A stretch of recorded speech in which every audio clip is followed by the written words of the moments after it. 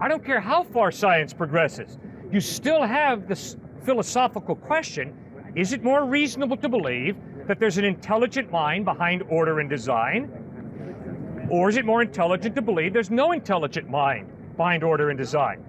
So I don't care how far science progresses, you still have that philosophical, rational question.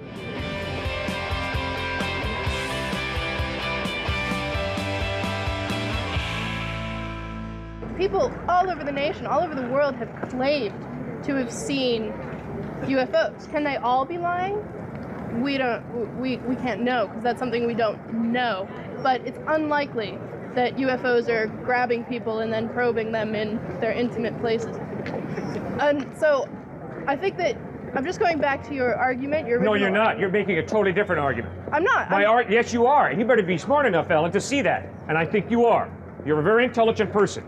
I am not saying because many people believe in Jesus, Jesus is the truth. That is not my point. That wasn't my point. My point either. is an historical issue. Did the dead Christ historically rise from the dead? Over 500 people claimed to have seen him risen from the dead, and they were willing to die, not for their belief. They were willing to die for what they claimed to have seen, the dead Christ risen from the dead. That still doesn't validate it as a historical scientific truth in relation to what you claimed, that when people are willing to die for something that they have seen, large numbers of people, that makes it worth taking as truth. If this guy says, I saw this man risen from the dead, and he's willing to die for what he claimed to have seen, that is powerful evidence that he's speaking the truth. Am I not communicating? Just think it through. Watch the movie. Catch Me If You Can. What did Frank Abagnale do? He posed as a Pan Am pilot. He posed as a doctor. He posed as a lawyer. And he was lying. But notice that what he did was he desired the benefits of being a pilot, being a doctor, being a lawyer. There is nothing desirable about being martyred. But Matthew, John, Peter, James said, we have seen Christ risen from the dead, and they were willing to die for it. They gained nothing from it except their own death. But they insisted, we saw him risen from the dead. That is a powerful piece of evidence that indeed Jesus rose from the dead. What I'm saying is very much based in the scientific truth. And I know that you're saying we're talking history, but when people look back on our time, they will say, yes, there is a history of people claiming they have seen UFOs, that there is a history of that. But you're also extrapolating it to mean that there is truth in that, therefore we believe in the resurrection of Christ. And I'm saying that you can't necessarily draw the conclusion between historical fact and what you would base your life ideology on. All right, Don. I apologize for miscommunicating. I'm going to try one more time with you. I don't think you have not gotten my point. Saying. You still missed my point, and I'm beginning to wonder what's going on. My point is not that people don't lie about what they see. They do lie about what they see at times. But just because a person lies about what they see doesn't mean that eyewitness testimony is invalid. Second point. Eyewitnesses who saw Christ risen from the dead, if anybody says, I saw something, and they're willing to die holding tightly to the claim, I saw this, that gives tremendous credibility. No, it doesn't. Absolutely, no, yes. No, it doesn't. It gives no credibility. You and I part company there. If this guy says, I saw something, and I'm willing to die for the truth that I saw it, that lends great credibility to his claim. No, it doesn't. Just look at Watergate. Dean, Ehrlichman, and Haldeman, three brilliant American lawyers, were not willing to go through too much pain in prison to cover up what they knew to be a lie. The Watergate scandal. Come on, just think about it. I am thinking about it, and I understand what you're saying. I will repeat back at you what you're saying and to verify that I understand. Thank you, Ellen. I'd appreciate that. People who are willing to die for something that they have seen or claim to have seen are given more validity than people who perhaps are not willing to die. I understand that. Good. That act in itself, the I'm willing to die act, does not give it enough validity to consider it a fact that you can base a long chain of other events on. Like religion. Yes, there are people who believe that Christ was resurrected, and that's fine. But we can't state that as a scientific fact just based on eyewitness testimony, no matter how much they're willing to die for it. There are people who are willing to die because they won't get chemotherapy because they truly think that homeopathy will work. Ellen, you are misdefining science and history very clearly. No. Man, you cannot scientifically prove to me But can you address that my Napoleon, point? I am addressing exactly what you've said. Okay. Here's your breakdown in your thinking. Your breakdown is you always go back to science. Man, you cannot prove anything historically by science. Why? Because science is based on repeating an experiment. If you can't repeat an experiment scientifically, it is not scientific truth. It is impossible to repeat the Battle of Waterloo, the Civil War, the Gettysburg Address, the assassination of Abraham Lincoln, the I Have a Dream speech by Dr. Martin Luther King. It's impossible to repeat those events. But we have Historical knowledge is different from scientific knowledge.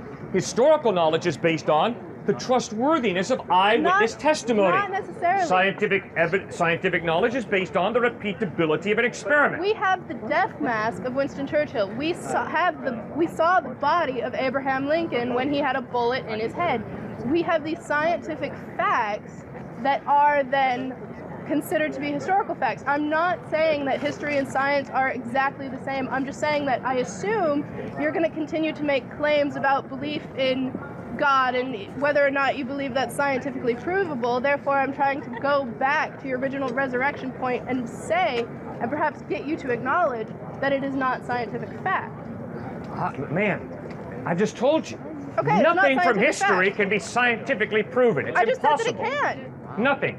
Yes, it can. You cannot scientifically prove that John Wilkes Booth is the guy who fired the gun that killed Abraham Lincoln. Yes, we can. You cannot prove to me scientifically that Abraham Lincoln was assassinated in Ford Theater. Yes, No, you cannot. That's not a scientific proof. There was proof. blood all over his wife and all over the booth that they were in. So maybe somebody threw the blood on him out of a can. Ellen? What the heck are you talking about, man? This is ridiculous now. You're No, going Ellen, into your the realm of thinking is ridiculous because you refuse to distinguish between scientific knowledge and historical No, I knowledge. do. I do say And that there is they are a different fundamental difference between scientific knowledge and historical knowledge. And if you're not willing to admit that, you're going to be in trouble academically. Also, there's experimental science and there's like exploratory and like discovery science. They're very different things. I think that you have this idea that science is only the scientific method when not all science can be subjected to the scientific method. Then it's not science. Point. That's a different point. If No, you it is cannot science. repeat it in Calcutta, India, in London, England, as well as in Lansing, Michigan, it's not a scientific fact. But there's more of a probability that it did not, right? That something amazing did not happen by accident. I have never gotten an A on an exam by accident. I have never made a basketball team by accident. I made the basketball team in college because I had an ability to put a ball through a hoop 10 feet above the ground on a pretty consistent basis. And I got A's in school because I studied and I understood the order and design of history, science, poetry, mathematics. That's why I got good grades. I flunked exams and I didn't make the starting lineup in my basketball team because I did not have the ability to bring order out of chaos by chance. I couldn't even bring order with my intelligent mind at times. So my own experience of life tells me it takes a lot of work to bring order out of chaos. Exactly. It takes an intelligent mind. Because we live in a social order. No. Yes. No. We don't live in a social existence. Sir, my ability to put a basketball through a hoop 10 feet above the ground I know that has nothing to do with you loving, hating me, or being my friend or not my friend. But it has to do with you me having the joining physical team. coordination to throw a basketball through a hoop. And I either have that coordination or I don't. Okay. And I can promise you, people don't make the Michigan State basketball team by accident. And if they do make it by accident, you guys are going to lose every game this coming year. You know very well that the men who make the men's basketball team with Coach Izzo are very coordinated. And they can bring order out of chaos. They can take a ball from 20 feet out, shoot it, and the thing goes swish. That's why they make the team. They don't make the team because they sit out at half court and lob it, and by accident it starts going in. It's not the way life it goes, guys.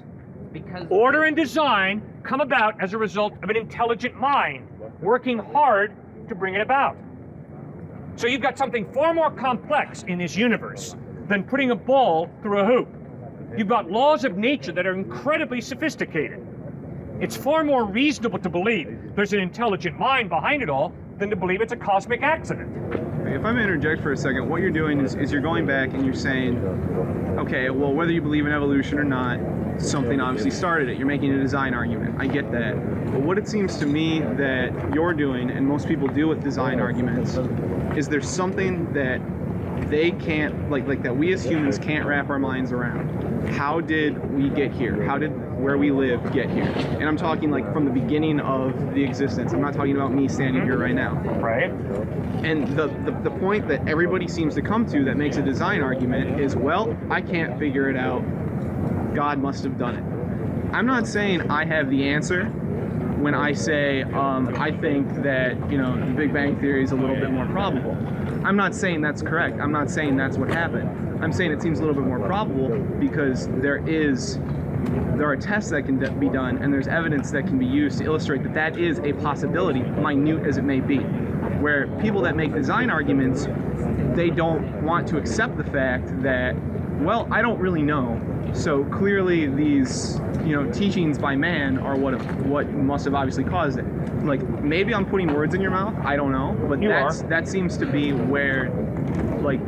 what happens in most design arguments. Sorry to hear that. My whole point is, you are making a fundamental, rational mistake. Here's what it is. You are reducing truth to scientific truth. I accept scientific truth, but I also accept philosophical truth. philosophical truth comes about by man, which is all an interlocking of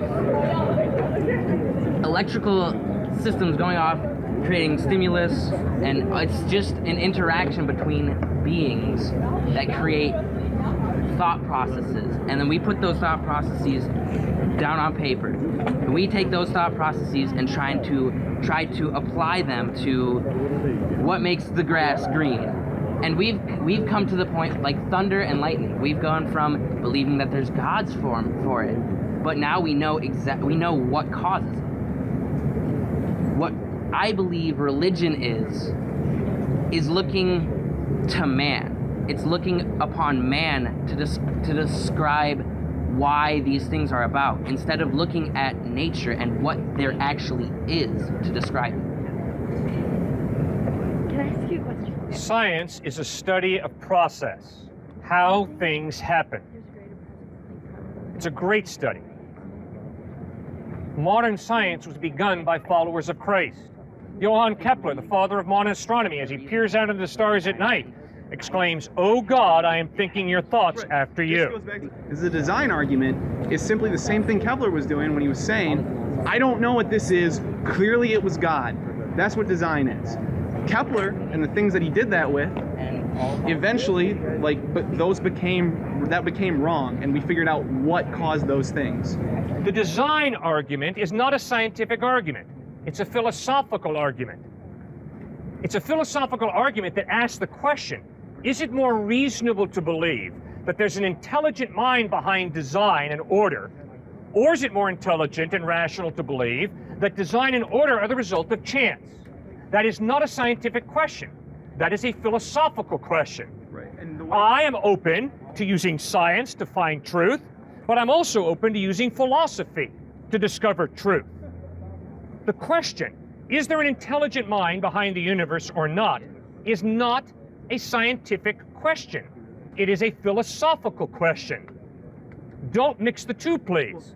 That is why it is impossible for science to disprove God's existence. In the same way, it's impossible for science to prove God exists. Science is a simple study of process. How does the organism work? Philosophy, theology, asks the question, behind the process, however well we understand the process or not, be it thunder, lightning, be it genetic mutation, whatever, the philosophical question is it more intelligent to believe that there's an intelligent mind behind the process, Or is it more reasonable to believe there's no intelligent mind behind the process? It's just a chance occurrence. I'm not disputing anything that you just said. Good. Truthfully, I'm not. Because everything every point I made about Kepler, and Kepler saying, I don't understand this, therefore God did it, that's not a scientific process. He's not saying that obviously God exists because of science, because I don't know, like, all it is science didn't come far enough and he wasn't able to understand those things, so he turned to the realm of philosophy, as you would put it, and said, okay, it was God. But when you look at these philosophical inquiries from the past that have been answered by science, I find the design argument to be incredibly weak. It's impossible for science to answer a philosophical inquiry. A philosophical inquiry, sir, is not a scientific inquiry. It is a radically different field of knowledge. That's why, for you to tell me that because science progressed past Johann Kepler, therefore the design argument doesn't hold, is absurd. It's totally absurd. I don't care how far science progresses. You still have this philosophical question: is it more reasonable to believe that there's an intelligent mind behind order and design? Or is it more intelligent to believe there's no intelligent mind behind order and design? So I don't care how far science progresses, you still have that philosophical, rational question. There once was a family of mice. They lived in a piano. They enjoyed the music that came from the great piano player. But one day, one of the little mice got really brave and he climbed up into the piano, and to his amazement, he found out the music does not come from the piano player. The music comes from wires that reverberate back and forth. Well, the little mouse returned to his family of mice and he said, guess what, guys? There's no piano player. I'll tell you where the music comes from. It comes from wires that reverberate back and forth. So the family of mice no longer believed in a piano player. They had a totally mechanistic understanding of their universe. Wires reverberating produced music. Until one day, another little mouse got even braver. And he climbed up even further into the bowels of the piano, and to his amazement he found, no, the music does not come from the wires. It comes from the hammers that strike the wires. That's what produces the music. Well, the little mouse returned to his family of mice, and they redid their scientific theories. They redid their mechanistic understanding of their cosmos. But they still enjoyed the music that came from the piano player. Science is a wonderful, very valuable, precious study of process. It's good. It comes right out of a biblical worldview.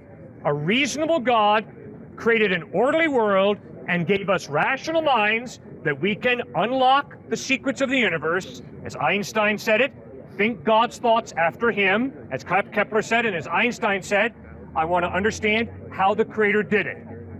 So science is great, but the question still remains, is it not more reasonable to believe that there's an intelligent mind behind the process? And I think the answer is obviously yes, but we all have to answer for ourselves, obviously. But I'm pleading with you guys, come on. Designer comes from design. If you see design, you push it back far enough, you meet a designer. Now, Jesus Christ claimed to be revealing this designer in human terms, in a way that you and I, with our limited, finite minds, can begin to understand. Jesus died on the cross and Christianity started to spread to today. What about all those people who had never experienced Christianity? Are they all in hell? No. I do not know how God will judge those who've never heard about Christ, because Christ never specifically addressed your excellent question. But he makes 5 points. First point is, God is just. No one's going to get ripped off. American Bar Association, 400,000 members. Largest volunteer organization in the world. When a lawyer, part of the American Bar Association, is in court and a judge is partial, prejudiced, unfair, that lawyer reports that judge to be reprimanded and maybe to be barred from being a judge. Why? Because we have an understanding of justice. Where does that understanding of justice come from? Our own interpretation of what justice is. I disagree. I think that if you say that it's just to be racist, I'm going to look you in the face and say, you're wrong. Racism is unjust because it's denigrating a human being who has been given dignity by God. Therefore, racism is wrong. I don't think it has anything to do with culture. I think there is a law above the moral law in America. You agree or disagree? I disagree. Okay. Then let me ask you something. I don't know. The Nuremberg trials, 1945 to 1949, Nuremberg, Germany. When the Nazi lawyers said to the Ally judges, "You are not allowed to judge our clients because they followed their Nazi culture. They were just carrying out orders." If the Nazi Germans had won World War II, we wouldn't even be having the Nuremberg trials. And all of a sudden, the Ally Council didn't know what to say. But the guy was Robert Jackson. And Robert Jackson came back with a response. There is a law above the law. In other words, there's a law above Nazi Germany law. There's a law above American law. And that law above the law says you're not allowed to gas Jews or anybody else. Where does this law say what the law is? You see, the only way there can be a law above a cultural law is if there is some God, some moral lawgiver who creates that law. Okay, where is the law? How do we know the law? We know the law two ways: by following our consciences and by using our rational minds. I'm pretty sure they use rational minds to find the other many other things as just. You bet. But obviously, Nazi logic that said Jews are inferior and therefore we can gas them is irrational. It's wrong thinking. And the reason it's wrong is because all human beings have been created in the image of God. That is why we all have equal value and dignity. But if there is no God, we don't all have value and dignity. If there is no God, we're all cosmic accidents.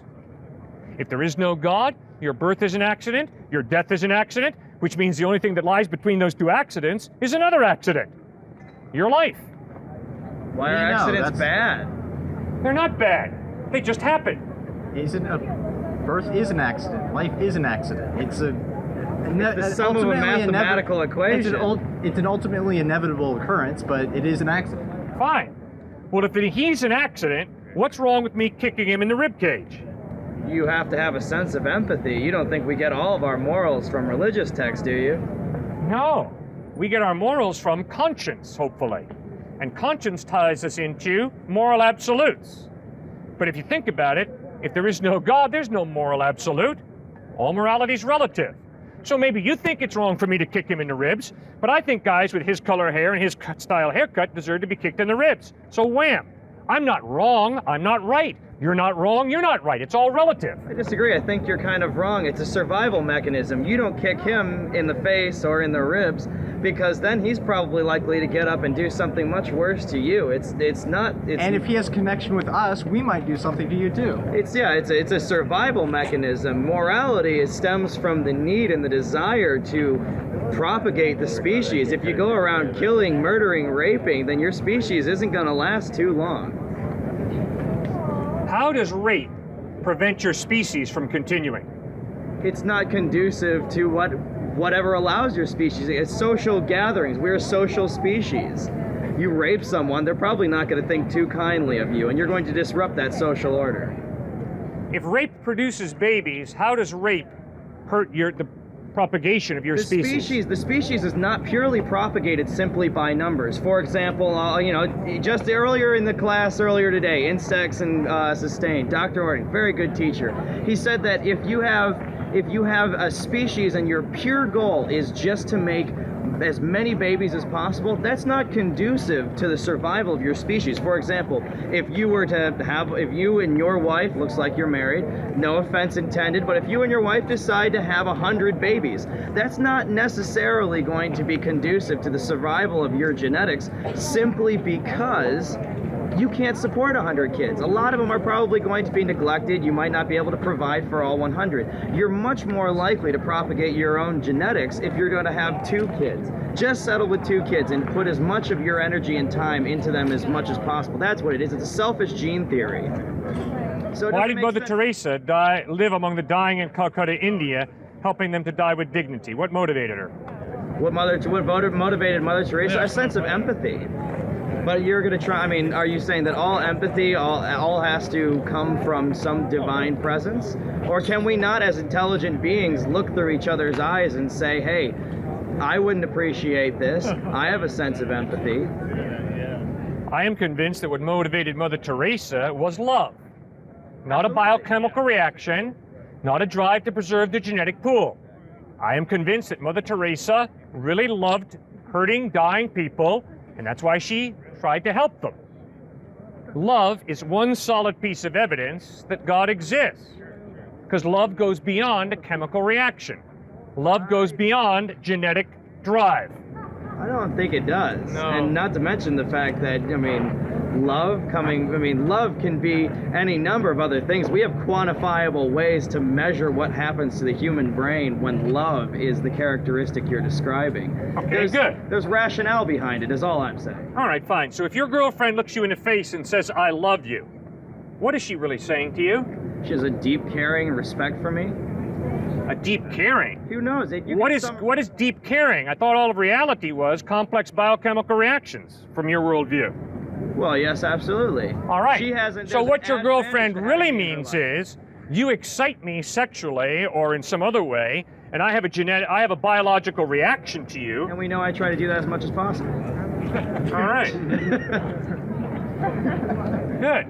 So what's the difference between your girlfriend and a plastic Barbie doll? Different stimulus to activate different parts of the brain. Thank you. But Thank you. She Now has live the that out. capacity That's to very well respond. put. You're spot on.